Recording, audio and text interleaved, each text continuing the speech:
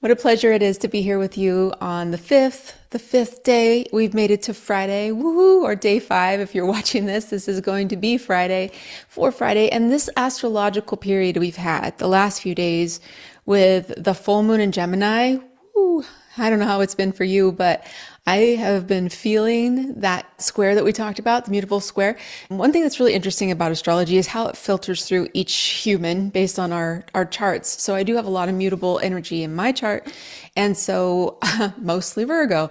But here we are yesterday, and I'm planning to do this big, thing that I'm doing for you with all these days. And honestly, I've done 45 videos in the entire year, and so then I decided to do 26 in 26 days. Very ambitious, very sag. And for me, I have to do things methodically and plan things out. But life is what happens when you're making other plans, right? Life is what happens to you while you're busy making other plans. Just unexpected things that I had to go do, drive around, go to different car dealerships for cars getting fixed and all this stuff. And so I was feeling very frustrated, and because my Virgo wants to do things a certain way, but all the other planets were coming in and saying, hey, there's other stuff going on. You have to go do this. You got to do that. Anyway, lots of strange things happened. One of them, though, was I was at the corner waiting to turn and saw this group of people. It was a group of people with special needs. They were out, walking together. And I recognized one of them, and it was a little girl. She's not little anymore, but she was 3rd grade, and I worked with her for an entire year. It was just me and her. And she was like my best bestie that year. Like, working with her, her name's Alexandria. And now she's graduated high school, and I was watching her cross the street with her friends. Still the same girl, the same little young woman, and so much joy and happiness. And just to get to see her grown up, walking across the street, I'm gonna get so emotional here. It just touched my heart so much, and me being resistant to wanting to get in the car and do other things, and just like going with what comes, living in the moment. To get to see her was very emotional, like bringing me back to the past in a way that was just so enriching to my life, because she lives in the moment and she lived in this imaginary world. We would just have so much fun going back and forth, talking about stories and playing and all this. And it was like being a little kid again with her. And then to see her doing so well and smiling with her friends. So nice. Then driving across town, I saw a guy riding his bike, and he had a little trailer hooked onto it, and there was a full grown skeleton in it. I was like, what the heck? Another couple of things happened that were just out of this world. I was at Costco, and I swear there's a vortex there or something of people just come up and start telling me their life story, and it's so unusual and strange. And this guy came up, an older man, and just told me everything about his life and his wife's children, and how they have to watch the grandbabies, and how he had to send that daughter to rehab, and on and on and on and on. And then at the end, he just said, thank you for listening. And I was just like, wow. There's been a few of my life experiences where it's like something just feels like it was perfectly placed in that moment. And all I can look at is astrology and be like, well, I guess that's astrology. And so this full moon really reveals something. And for me, it was to be more flexible, not only in my Virgo way, but to let all these other ways in for spirituality and questing kismet, opening the mind, listening to stories. All of these things are related, and trying my best, to get the things done that need to be done. So back to what's going on right now. Right now, we are building into something on the horizon here. It's already pretty much there. That's why I tell you a little bit in advance, but it's a Grand Water Trine. This is going to be a really nice thing for the weekend. It's going to be a time where things are going to be more creative, more engaging, more compelling emotionally for ideas, reading, writing, poetry, music, crafts, decorating your home, your tree, maybe any kind of art that you love, going places, seeing the lights, driving down the street and seeing all that, making your home more cozy. having a wonderful meal with the people you love. All great things to do in the next few days over the weekend. And this is the first weekend of December, so oftentimes that's when those kind of things start. And I see a lot of different advertisements for holiday music and live stuff like that. So what's going on? What's bringing all this together for us? It's a Grand Trine. A Grand Trine in water. And the planets involved are Mercury, Saturn, and Jupiter. And that's what's bringing these emotions, right? It was part of that lunation. And all of this water sign stuff is happening. And the moon is also going to be in Cancer for this weekend, which is her domicile. It's her one and only home. This would be a really good weekend for watching Christmas movies too, like your favorite nostalgic Christmas movie. And just make it all the good stuff, right? That's what I want for you this season. It's just all that nostalgia can get tricky in some ways, but with Jupiter involved, this could be the best version of it. So what even is a trine, if you're wondering? It's when planets make a geometrical connection, at least two planets, at 120 degrees. Now, if you get three planets, we're getting a full triangle. It's an equilateral triangle, and it's a very easy, communicative, natural flow of energy. If you notice, a trine is all the same element. It's all the family of water, all the family of fire. They make a trine. All the air signs make a trine. All the earth signs make a trine. They are a family of the same energy, the same element. And a Grand Water Trine is going to pull us into these feelings like I had at the beginning of the video of something so beautiful, but it's also sometimes difficult to reach into that space. But at this time, I think it's a little bit easier because of all the energy that's coming through in the Grand Water Trine. So I have a couple of books for us to reference. I want to tell you about the water signs quickly, just so you can get an idea. They are Cancer, Scorpio, and Pisces. That's the family. And this is Stephen Arroyo's book, Chart Interpretation. He says the water signs are in touch with feelings, in tune with nuances and subtleties that many others don't even notice. The water element represents the realm of deep emotion and feeling responses, ranging from compulsive passions, I wonder who that is, to overwhelming fears, to an all-encompassing acceptance and love of creation. The water signs know instinctively that to realize their soul's deepest yearnings, they must protect themselves from the outside influences in order to assure themselves the inner calm necessary for deep reflection and subtlety of perception.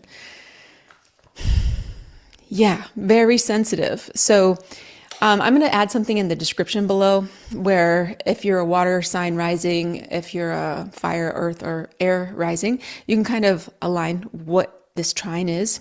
They're not super deep horoscopes, but it can give you a little bit of an idea of where the energy, what houses are coming through. So you just can align yourself with the area that it might be feeling for you, a little bit more emotional. So Mercury and Scorpio, that's going to bring us the emotions, the instincts, the words, the thoughts, and help us name something that we've been carrying. So like say that thing that maybe really have been hard to say, or it's a little bit dark or a little bit challenging, not dark in a bad way, but like stuff that you might not want to necessarily talk about. And it finally has words and they come out in a way that is accepted. Yeah. Rather than repulsed or like what is the word? Like somebody that doesn't want to hear it. I don't know. I can't think of the word right now. Then we have Jupiter in Cancer. Jupiter in Cancer is going to expand the meaning of all of it with emotional coherence. It's going to make everything okay. It makes the sincerity that's coming out of that Mercury expression possibly into a source of wisdom. It's like, okay, I hear you, I see you, I can understand you. Whereas sometimes we say things and people just don't get it. So possibly that's helpful. And then Saturn in Pisces is the other guy. Saturn in Pisces just cracks me up. I'm kind of sad I'm not going to see it there for another 30 years. But Saturn in Pisces is great for intuition, for bundling it up in the bindle, put it in the bindle and bring it with us to treat emotional information as something that's valuable, that's something that's trustworthy, something that can make things easier to understand because there's some respectability to it, something like that. The second book I have for us here is The Archetypal Universe by Ren Butler. This book has got a lot of miles on it for me. It's used a lot, been used a lot. What I love about it is he takes the planets, the archetypes, and he blends them, which is one of the hardest things to do in astrology. So this whole book is like amazing because he blends not only 2 planets, but 3 planets. So Mercury, Jupiter combined with Saturn in a positive flowing trine is glasses. A careful yet expansive way of thinking, mental and philosophical balance, thoughtful and measured communication, and awareness of the positive side in challenging situations. Oh, a gift for evaluating the true quality of things. The true quality of things. Comes back to what we were talking about a few days ago about how this is a more spiritual holiday season. It's not as much about the material. It's not much about the things. It's about how do you feel? How do you feel when other people listen to you and when you listen to them and you can have a connection? When you have shared experiences, when you go back into your past and think about holidays that were good memories, and really just rewriting it all. That just remember the good stuff, just leave that at the top. That's sort of beautiful. The story that I want to connect us to today is about the first tree that was in Rockefeller Center. So now it's a big deal. They get this tree. It's from a different place all the time. It's enormous. And this is in New York City, but it didn't start like this. It started in the Depression. So in 1931, they started, I guess before that, 29 was when the crash happened. And then the 31, they were starting to do these great works where they were building stuff. So there were construction workers in Rockefeller Center building it. And this was something that they were so grateful for because a lot of people had lost their jobs. They'd lost everything.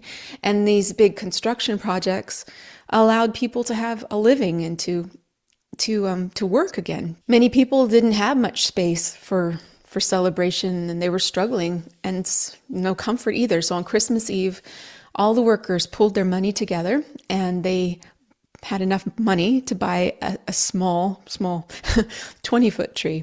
Like now, I don't know how big they are, but they're huge. It was a balsam fir and they carried it onto the work site. Then all the families came on Christmas Eve and decorated it. Old-fashioned decorations like paper chains, popcorn strings, stuff like that.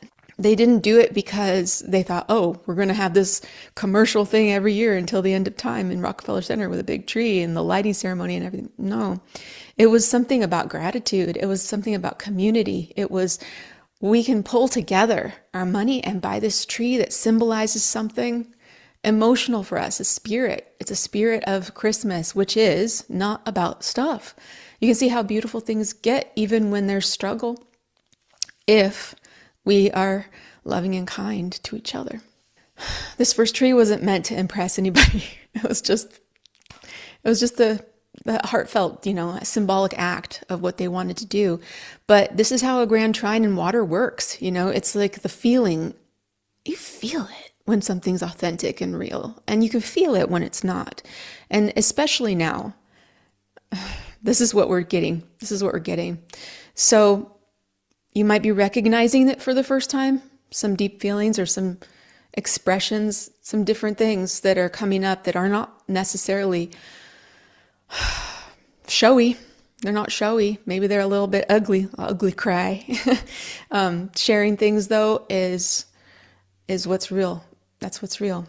So 2 years after that night in 1933, it became an official thing. The official lighting and the ceremony started taking place, and it became a tradition based on that. It became something very, very much larger, and it became very commercial.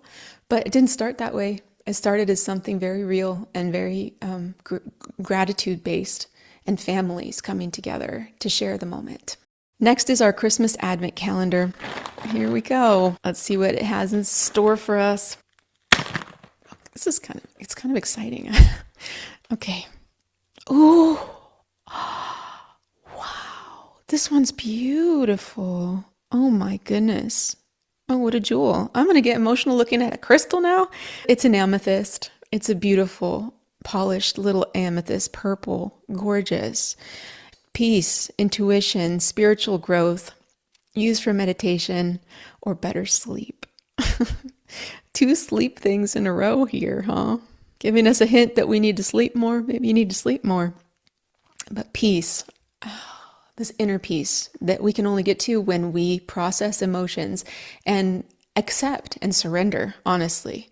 Gosh, it's pretty. It's like sparkly. I like you just the way you are. Thank you for making comments and connecting too. Like if you've been watching and don't make comments, that's fine as well. It's just so nice to know that it's resonating with at least one person. That's all I'm doing this for. If it resonates with you, then I am so happy. Okay, I'm going to compose myself now. Okay, I'll talk to you tomorrow, day 6, Saturday.